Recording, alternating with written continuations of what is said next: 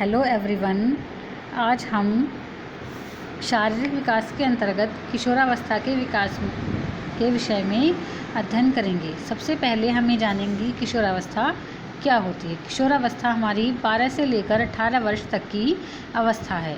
कुल्हन ने कहा है, प्रौढ़ावस्था बाल्यावस्था और प्रौढ़ावस्था के मध्य का परिवर्तन काल है। अर्थात किशोरावस्था वह अवस्था है जो कि बाल्यावस्था और प्रौढ़ावस्था के बीच में आती है। किशोरावस्था ही वह अवस्था है जिसमें अगर बालक का विकास अच्छी प्रकार से हो जाता है तो उसका आगे का जीवन भी अच्छी प्रकार से व्यतीत होता है। नेक्स्ट हमारा इसमें आता है किशोरावस्था में शारीरिक विकास। हम कह सकते हैं कि किशोरावस्था एक ऐसी अवस्था है जिसमें तीव्र गति से शारीरिक और मानसिक विकास होता है। ये विकास सभी क्षेत्रों में होता है। किशोरावस्था में शारीरिक विकास भी मुख्य रूप से पूरा हो जाता है। किशोरावस्था में आंतरिक और बाह्य अंगों का विकास हो जाता है, जैसे हृदय, फेफड़े, हड्डियाँ आदि। किशोरावस्था में साथ ही साथ विकास होने के परिपक्वता भी आ जाती है। किशोरावस्था एक ऐसी अवस्था है जिसमें लड़कों का विकास लड़कियों की अपेक्षा तीव्र होता है। अगर हम आयु के अनुसार देखें तो लड़कियों का विकास कम आयु में ही पूरा हो जाता है, जबकि लड़कों का विकास 15-16 आयु की तक ही पूरा हो पाता है, जबकि लड़कियां 13-14 वर्ष तक पूर्ण विकास कर लेती हैं। लेकिन अगर हम लंबाई में अंतर या वज़न में देखें तो लड़कों की लंबाई लड़कियों की अपेक्षा अधिक होती है, साथ ही वज़न भी लड़कों का लड़कियों से ज़्यादा होता है। किशोरावस्था में हमारे शरीर के विभिन्न अंगों का विकास होता है जो कि एक निश्चित अनुपात में होता है। सबसे पहले देखिए किशोरावस्था में आवाज़ में परिवर्तन। किशोरावस्था में लड़के व लड़कियों की आवाज़ में परिवर्तन हो जाता है। लड़कों की आवाज़ में कर्कशता व भारीपन आ जाता है, जबकि लड़कियों की आवाज़ कोमल व सुरीली हो जाती है। नेक्स्ट है हमारा अस्थियों में लोच।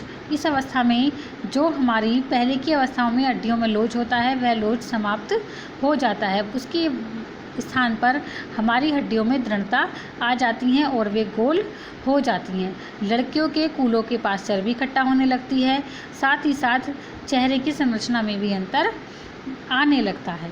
नेक्स्ट है हमारा स्थायी दांत। इस अवस्था में स्थायी दांत आ जाते हैं। हमारे स्थायी दांतों की संख्या 32 होती है, लेकिन ये दांत पूरे नहीं आते। 28 दांत तक तो सभी के हो जाते हैं। उसके बाद हमारी 4 अकल दाढ़ें होती हैं जो कि हमारी बाकी में उम्र तक भी आती रहती हैं। पाया गया है, विभिन्न अध्ययनों में यह पाया गया कि लड़कियों के स्थायी दांत लड़कों से पहले आती हैं। नेक्स्ट है हमारा बालों का उगना।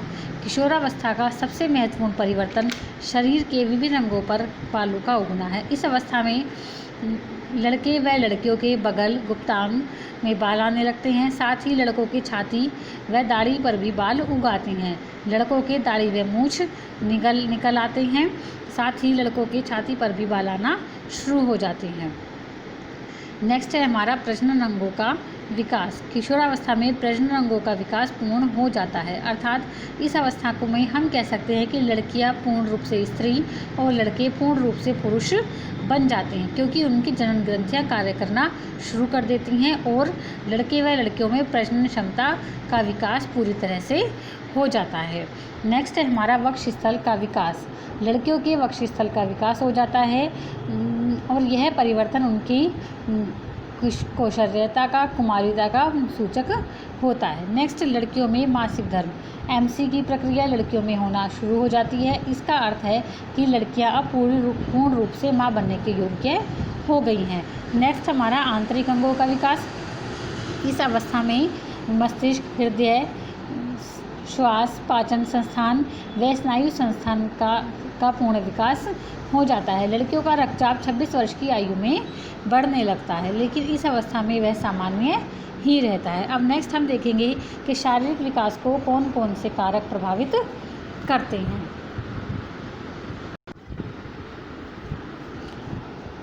हमारा शारीरिक विकास जन्म लेने से पहले ही अर्थात गर्भाधान से ही शुरू हो जाता है और जन्म लेने के बाद तो शारीरिक विकास दिखाई देना शुरू हो जाता है, जो कि प्रौढ़ावस्था तक चलता है। किशोरावस्था में यह हमारा पूर्णतः पूरा हो जाता है। जन्म से लेकर किशोरावस्था तक बच्चे का शरीर अनेक अनुभव प्राप्त करता है और अनेक घटनाएं घटित होती हैं और हमारे शरीर में अनेक परिवर्तन होते हैं। शारीरिक विकास को बहुत से कारक प्रभावित करते हैं, जैसे कि फर्स्ट है हमारा वंशानुक्रम। वंशानुक्रम का अर्थ है कि जैसे हमारे बड़े हैं अर्थात जैसे हमारे माता पिता हैं या उनसे भी बड़े हमारे जो पूर्वज हैं जैसे वो होते हैं उसी प्रकार का बच्चे का भी शारीरिक विकास होता है। अध्ययनों में यह पाया गया कि माता की तरफ की 5 पीढ़ियाँ और पिता की तरफ की 7 पीढ़ियों के गुण बच्चे में आने की संभावना रहती है। हमारा रंग, रूप, कद व शारीरिक अनुपात वंशानुक्रम के द्वारा ही प्राप्त होता है। बच्चों का स्वभाव भी काफ़ी कुछ वंशानुक्रम द्वारा निर्धारित होता है। नेक्स्ट है हमारा वातावरण। हमारा जैसा वातावरण होता है हमारा शारीरिक विकास भी उसी प्रकार का होता है। अगर हमें अच्छा वातावरण मिलता है, शुद्ध वायु, सूर्य का प्रकाश, हवा, पानी, भोजन सब कुछ सही मिलता है तो हमारा जो शारीरिक विकास है वो सामान्य से कहीं अच्छा होता है। लेकिन अगर हमें उपयुक्त वातावरण नहीं मिलता तो हमारा शारीरिक विकास भी अच्छा नहीं होता। नेक्स्ट आता है हमारा उत्तम स्वास्थ्य। उत्तम स्वास्थ्य अर्थात अगर बच्चे का स्वास्थ्य उत्तम है, उसे कोई बीमारी नहीं है, उसे रोग नहीं है, वह जल्दी जल्दी बीमार नहीं होता, वह शारीरिक रूप से स्वस्थ रहता है तो उसका शारीरिक विकास भी अच्छी प्रकार से होता है। जो बच्चे ज़्यादा बीमार रहते हैं, जल्दी जल्दी बीमार हो जाते हैं, उनका शारीरिक विकास भी अच्छी प्रकार से नहीं हो पाता और वो इतना विकास नहीं कर पाते। नेक्स्ट आता है हमारा आहार। हमारे आहार का प्रभाव हमारे शारीरिक विकास पर पड़ता है। जिस प्रकार का हमारा आहार होगा अर्थात वह हमारा संतुलित है या फिर संतुलित नहीं है। अगर आहार संतुलित होगा तो हमारा शारीरिक विकास भी अच्छा होगा। जैसे कि अगर हमारे आहार में सभी पोषक तत्व जैसे प्रोटीन, कार्बोहाइड्रेट, विटामिन, वसा व खनिज लवण समुचित मात्रा में उपलब्ध हैं तो हमारा शारीरिक विकास भी अच्छा होगा, क्योंकि सभी प्रकार के पोषक तत्व मिलने से बच्चे में रोगों से लड़ने की शक्ति भी प्राप्त होती है। नेक्स्ट है हमारा सामान्य बीमारी।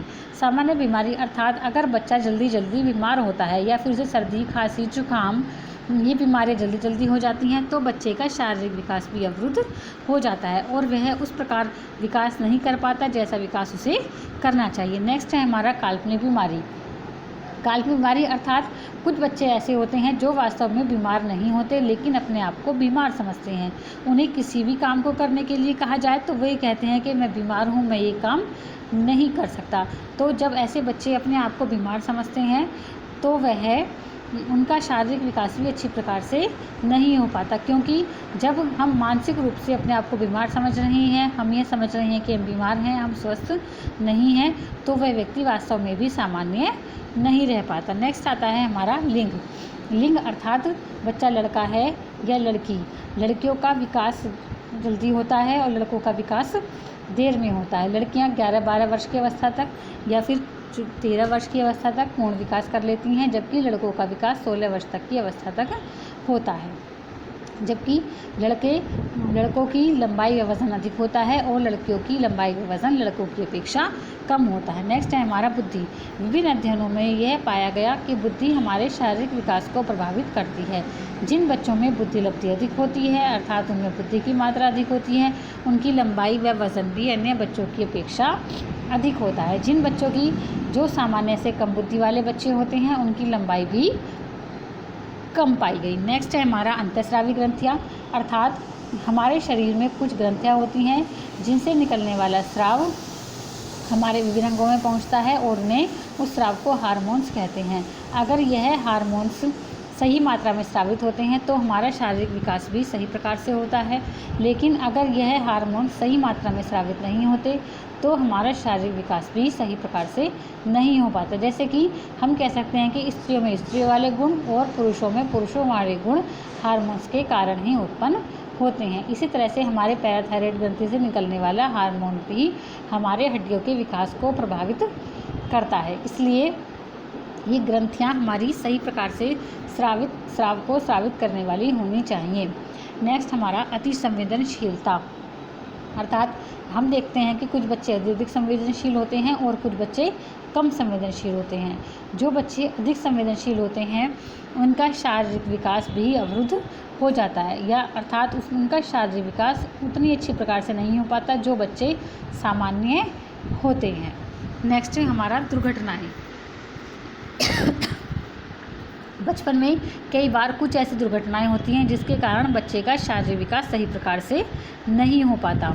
उन दुर्घटनाओं के कारण बच्चे के अंग पर भी प्रभाव पड़ता है और उस प्रभाव के कारण उनका मानसिक विकास अवरुद्ध हो जाता है और कई बार शारीरिक विकास पर भी इसका प्रभाव पड़ता है। नेक्स्ट हमारा पारिवारिक प्रभाव। पारिवारिक प्रभाव अर्थात हमारे परिवार के वातावरण का प्रभाव। हमारा परिवार कैसा है, उसका वातावरण कैसा है। अगर वातावरण अच्छा है परिवार का तो हमारा शारीरिक व मानसिक विकास सही प्रकार से होता है, क्योंकि हमें अच्छा वातावरण मिलने पर मानसिक विकास अच्छा होता है और खराब वातावरण मिलने पर मानसिक विकास भी अवरुद्ध हो जाता है और उसका प्रभाव हमारे शारीरिक विकास पर भी पड़ता है। नेक्स्ट हमारा सामाजिक आर्थिक स्तर।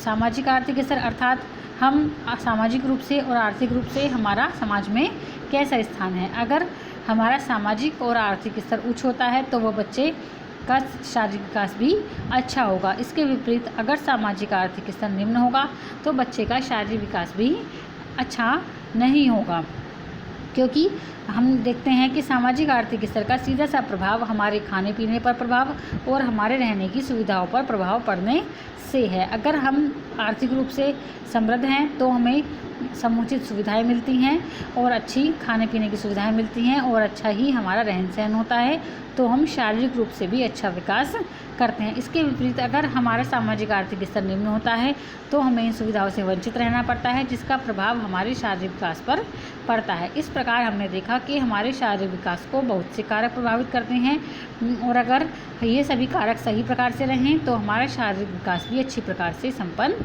होगा।